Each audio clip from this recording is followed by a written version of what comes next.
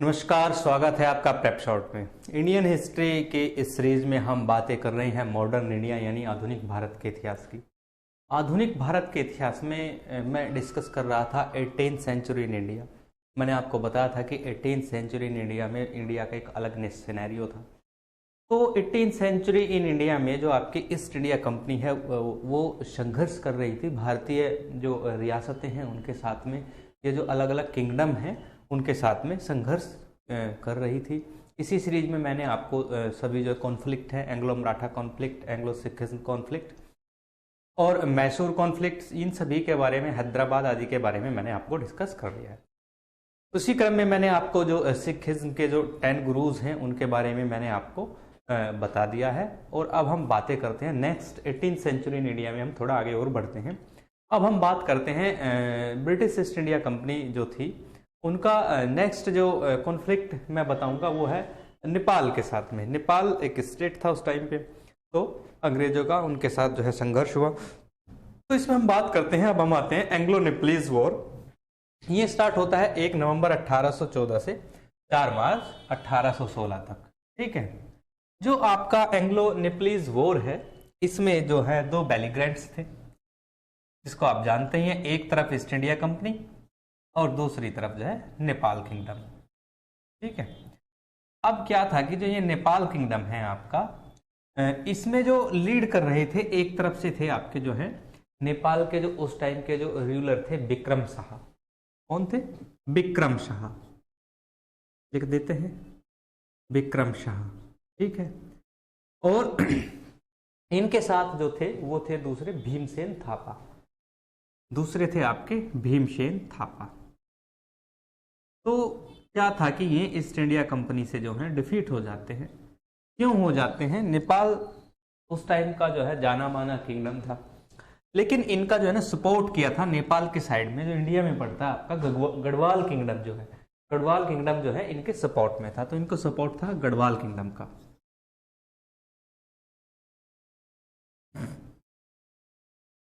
Support किसका था? Garhwal kingdom का। ठीक है। तो यहाँ पे क्या होता है, जो ये नेपाल किंगडम है ये डिफीट हो जाता है किससे? ईस्ट इंडिया कंपनी से। तो defeated by east India company. ठीक है। तो डिफीट होने के बाद में ये जो एंग्लो नेपलीज वॉर है 4 मार्च 1816 को एक जो है ट्रीटी होती है, जिस ट्रीटी का नाम था ट्रीटी ऑफ सुगोली। तो क्या थी वो ट्रीटी? Treaty of Sugauli.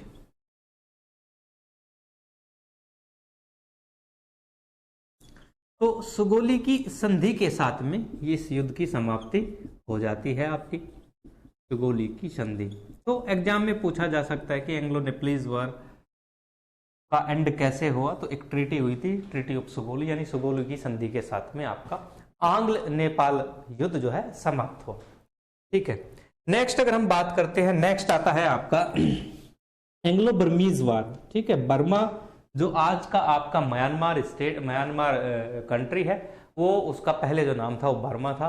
तो बर्मा के साथ भी इनके जो है कॉन्फ्लिक्ट हुए। दूसरा जो आता है एंग्लो बर्मा वॉर। तो सेकंड हम लिखते हैं एंग्लो बर्मीज वॉर। ठीक है। देखो एंग्लोज बर्मीज वॉर ऐसे नहीं कि भाई एक ही झटके में जो है हो जाए। इसके ना 3 फेज में ये वॉर लड़ा जाता है। ठीक है। फेज फर्स्ट, जो इसका जो फर्स्ट फेज है वो 1824 से 1826 तक माना जाता है। तो पहला जो फेज है इसको हम ऐसे कहेंगे फर्स्ट एंग्लो बर्मीज वॉर। ठीक है। तो फर्स्ट एंग्लो बर्मीज वॉर है ये स्टार्ट होता है आपका 1824 को, 1824 को, और उसके बाद ये 1826 पे जाके एंड हो जाता है। फिर इसके बाद जो है आता है आपका सेकेंड एंग्लो बर्मीज वॉर। चलो जी, सेकेंड एंग्लो बर्मीज वॉर।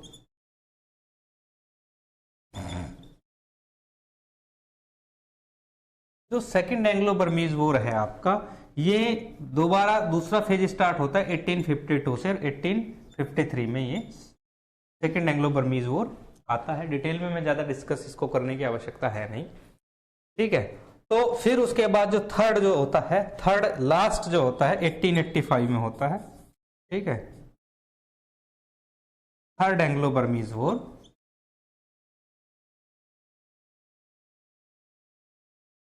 और इसका ईयर रहता है 1885, ठीक है। और इसमें होता क्या है, इसमें पूरा का पूरा जो आपका बर्मा एम्पायर है उसको अनेक्स्ट कर लिया जाता है ब्रिटिश एम्पायर के द्वारा, यानी ब्रिटिश क्राउन के अधीन आ जाता है। तो अनेक्स्ड बाय ब्रिटिश एम्पायर, अब इसको ब्रिटिश एम्पायर का हिस्सा बना दिया जाता है। यहां मैंने शब्द ईस्ट इंडिया कंपनी का यूज नहीं किया है, क्यों नहीं किया है, क्योंकि 1858 में क्या है कि भारत और जो उसके आसपास के जो ईस्टर्न कंट्री हैं जितने सभी का कंट्रोल ब्रिटिश क्राउन के हाथों आ जाता है, ठीक है। तो ये सारा जितने भी कंट्री जो है ब्रिटिश गवर्नमेंट के अधीन काम करते हैं सभी को हम ब्रिटिश एम्पायर कहते हैं, और उस टाइम का जो इंडिया था उसको हम ब्रिटिश इंडिया के नाम से पुकारते हैं, ठीक है। तो ये थी आपकी कहानी इसकी एंग्लो बर्मीज वॉर की। अब हम आगे बात करते हैं, आगे आते हैं हम उसके बाद आता है आपका सिंध, जो अब पाकिस्तान का हिस्सा है, उसको कैसे इन्होंने एक्वायर किया उसके बारे में अभी डिस्कस कर लेते हैं।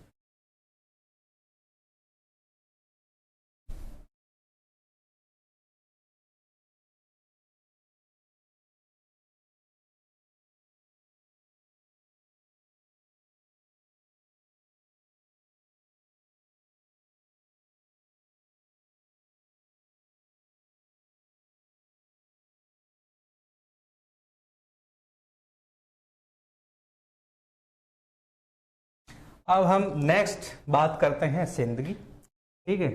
तो नेक्स्ट है आपका ब्रिटिश कंक्वेस्ट ऑफ सिंध।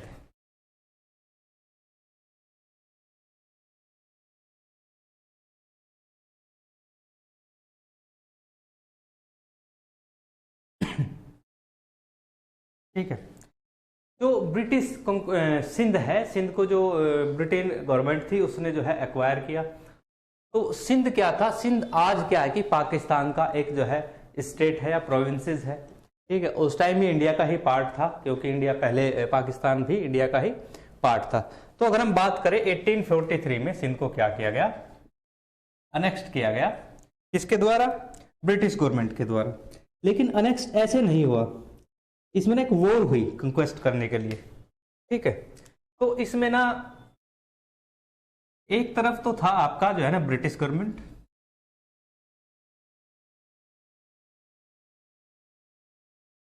और ब्रिटिशर्स की तरफ से जो थे वो थे सर जेम्स आउटरम, ये एक इंग्लिश अधिकारी थे,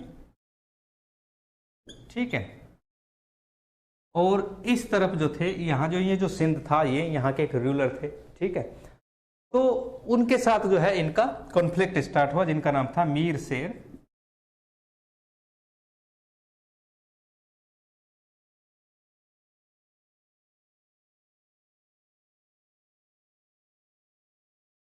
ठीक है।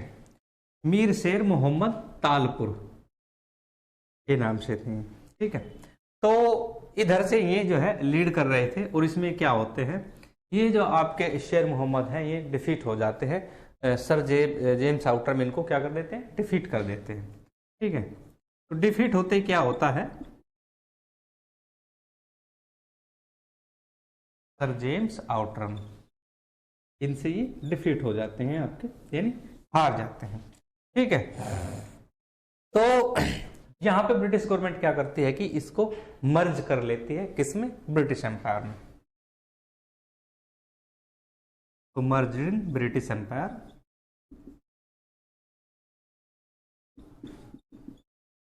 मर्ज इन ब्रिटिश एम्पायर। तो ये क्या होता है कि ब्रिटिश एम्पायर द्वारा इसको मर्ज कर लिया जाता है, और जब इसका मर्जर होता है तो उस टाइम जो governor general of India, governor general of India जो थे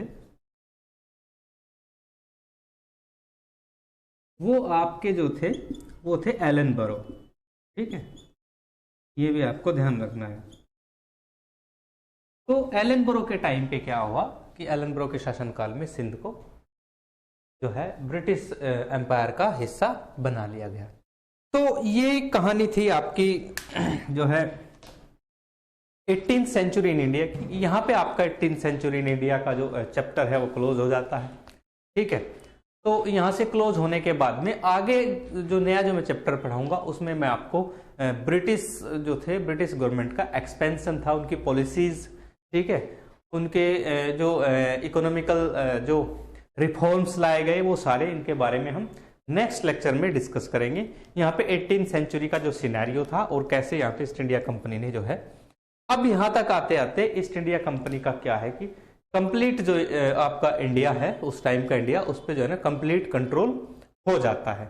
अब आगे जो गवर्नमेंट जो कहलाएगी वो ब्रिटिश गवर्नमेंट कहलाएगी और वो वही यहाँ पे अपना एडमिनिस्ट्रेशन चलाएगी। जैसे जैसे वो अपना एडमिनिस्ट्रेशन चलाएगी तो यहाँ पे वो बहुत सारे इसको डेवलपमेंट भी करने होंगे, जैसे इंडियन रेलवेज डेवलपमेंट, यानी भारत में रेलवे का विकास कैसे हुआ, और नेक्स्ट जो आपका चैप्टर होगा उसमें हम बातें करेंगे।